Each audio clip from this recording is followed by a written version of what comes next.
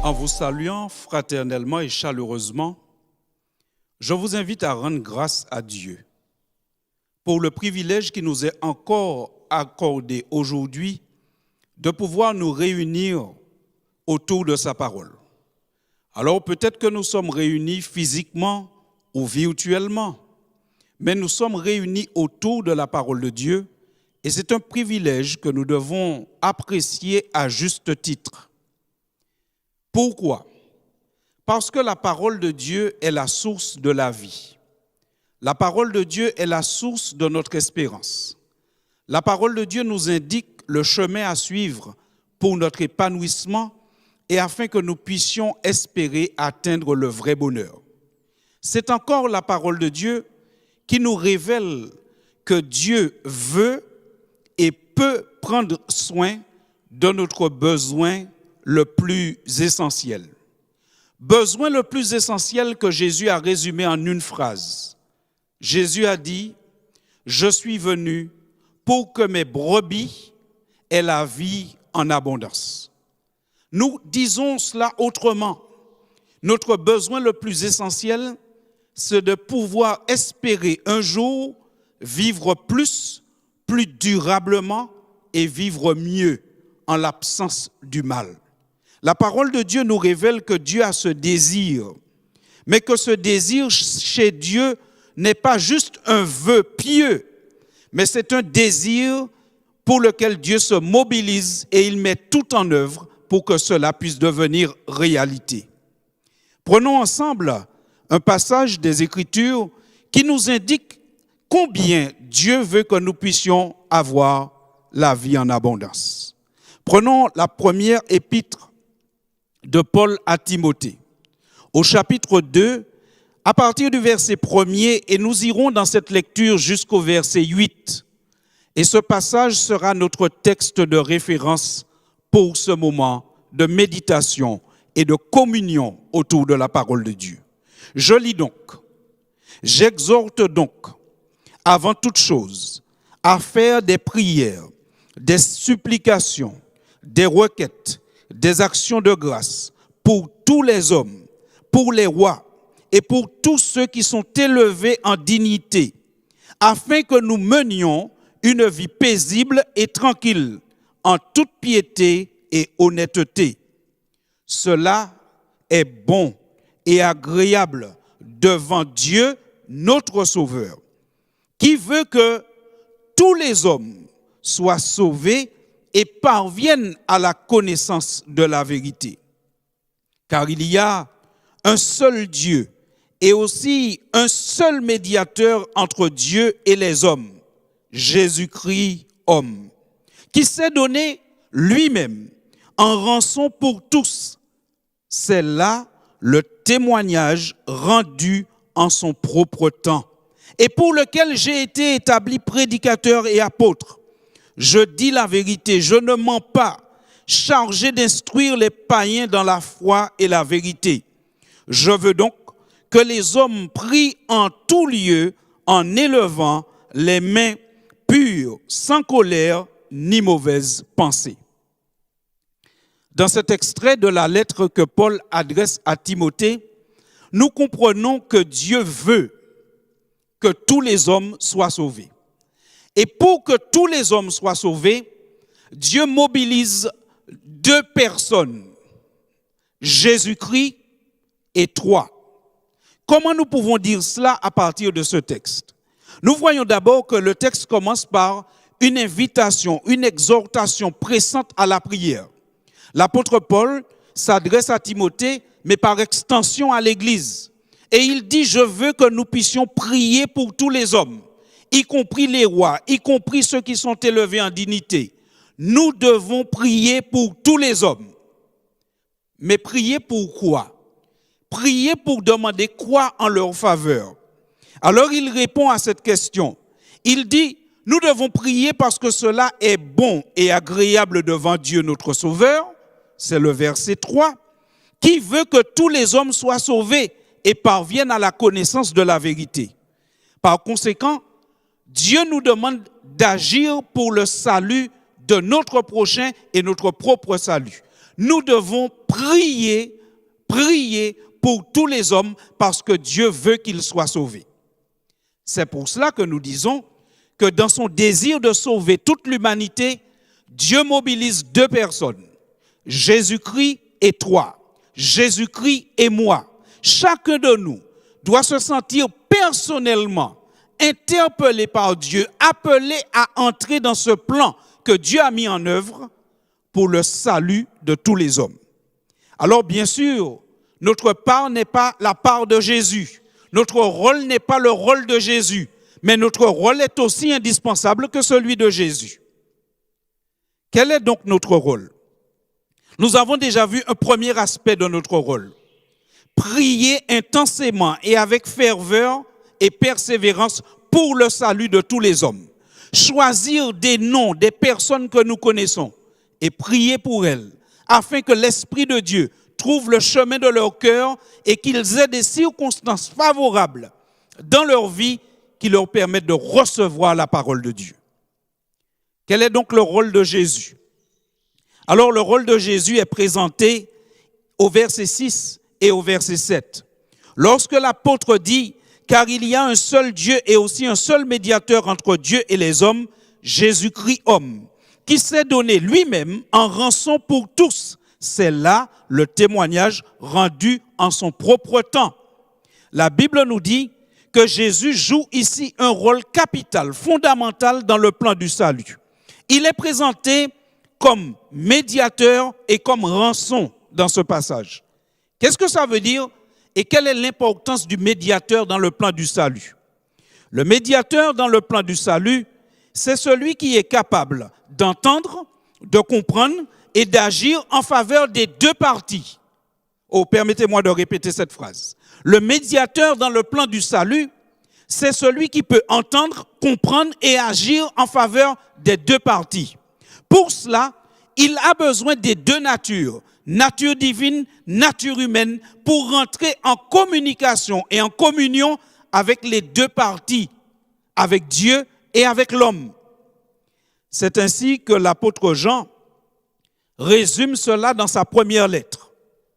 Dans 1 Jean chapitre 2 au verset 22 et 1 Jean chapitre 4 au verset 2, Jean nous fait trouver l'équilibre dans la nature de Jésus qui lui permet d'être ce médiateur, celui qui nous lie à Dieu et qui permet que Dieu puisse nous être accessible.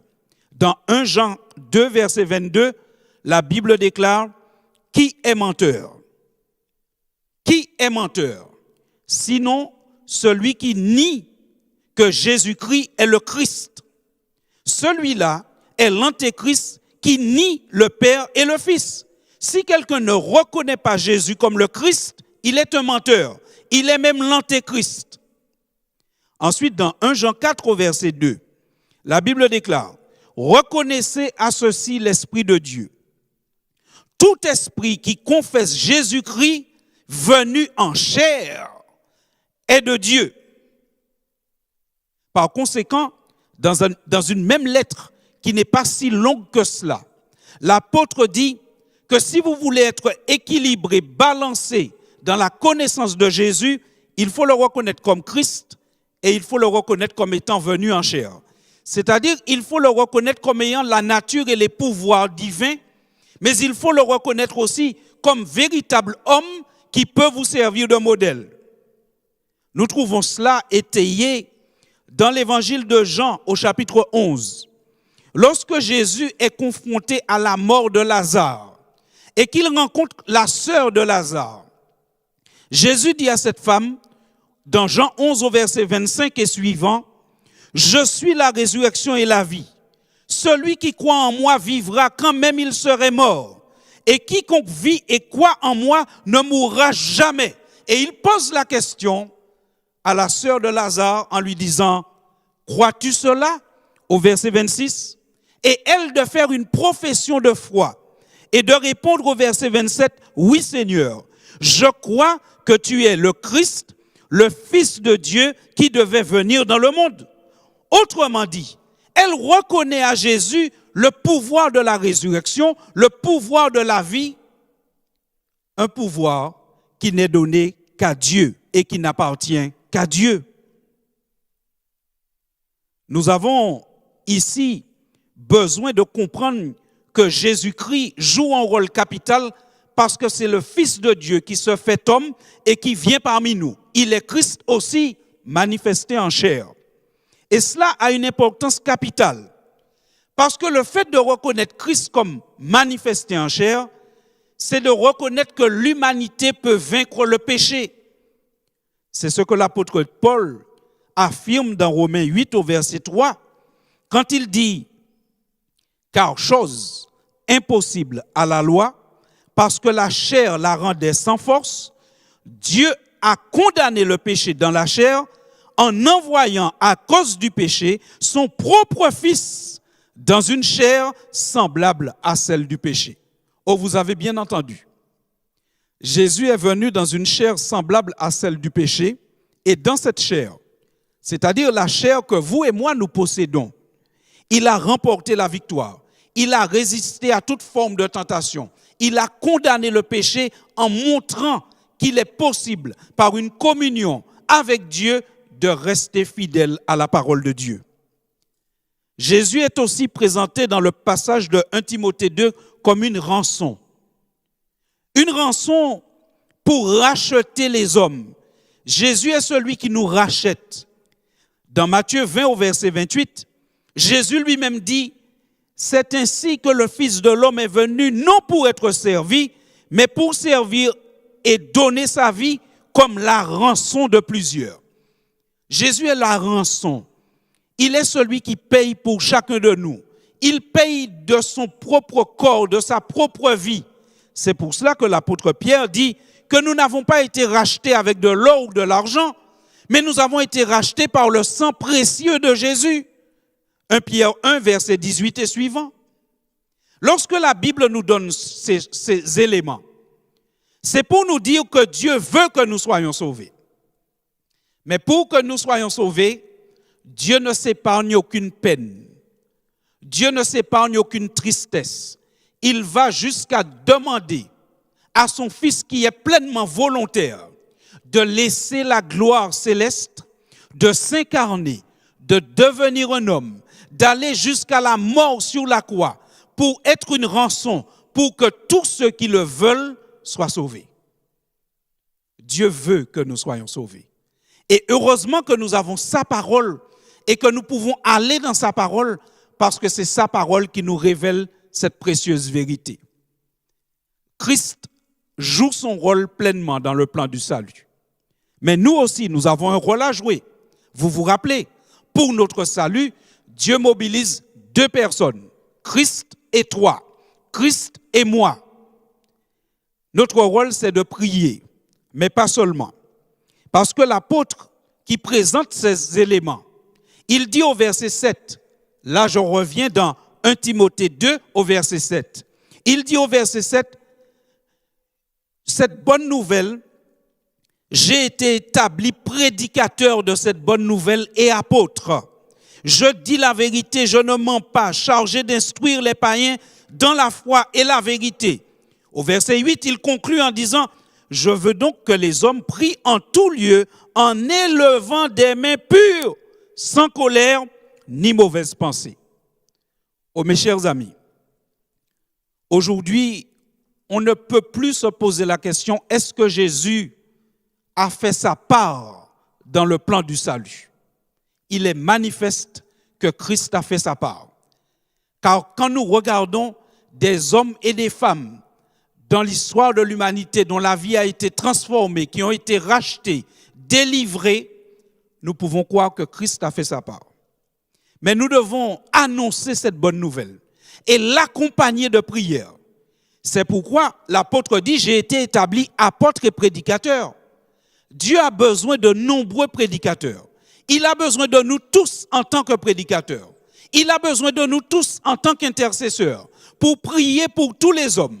Mais notez bien, il dit pour prier en élevant des mains pures, sans colère ni mauvaise pensée. Là, la Bible appelle l'Église de Dieu à la repentance. La Bible appelle l'Église de Dieu à la sanctification, à la consécration. Et une église, une famille, une personne consacrée qui intercède pour le salut d'une autre personne et qui lui permet d'entendre la bonne nouvelle, cette action ne reste jamais sans effet. C'est pourquoi nous devons bénir le Seigneur, parce que nous avons une opportunité du 13 au 27 décembre 2020 de jouer pleinement chacun notre rôle dans le plan du salut. Nous avons l'occasion, dans cette période, du 13 au 27, d'accompagner une initiative de l'Union des Adventistes des Antilles et de la Guyane française. Une initiative qui consiste à révéler au monde tout entier le pouvoir de l'espérance, le pouvoir de Jésus-Christ. La Bible nous fait savoir que nous avons besoin de partager cette bonne nouvelle. Et c'est pourquoi cette initiative sera relayée sur YouTube, sur 3 chaînes de télévision, sur différentes radios.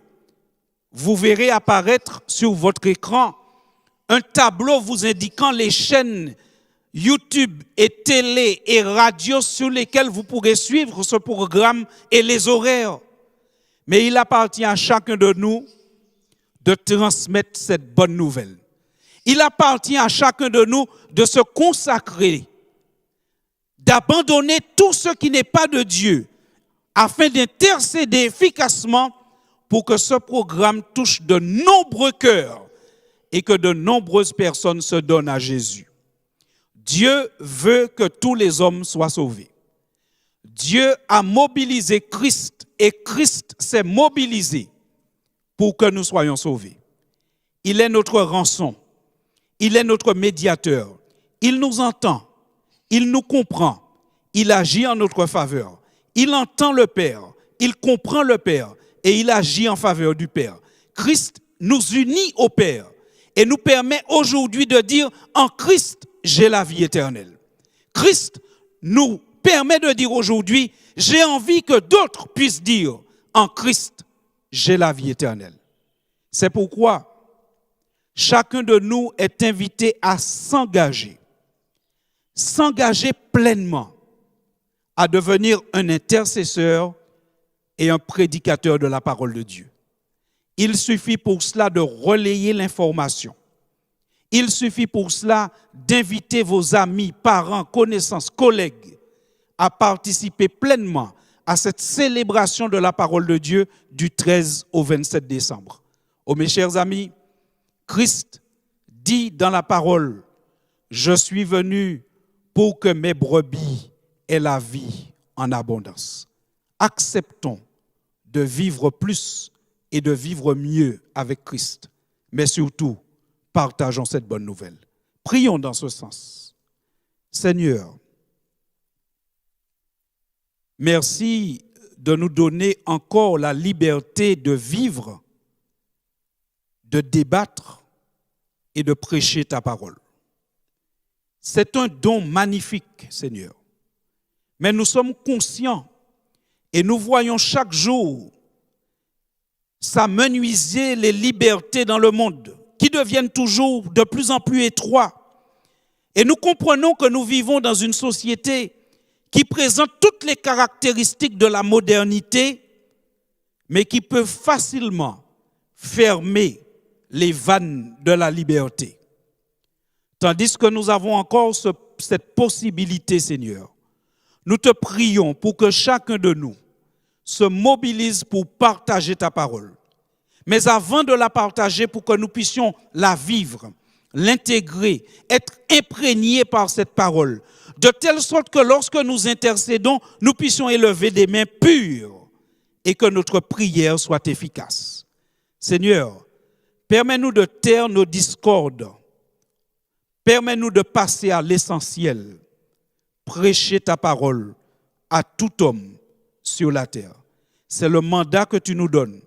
Et c'est le mandat que nous acceptons humblement au nom de Jésus et pour ta gloire. Amen.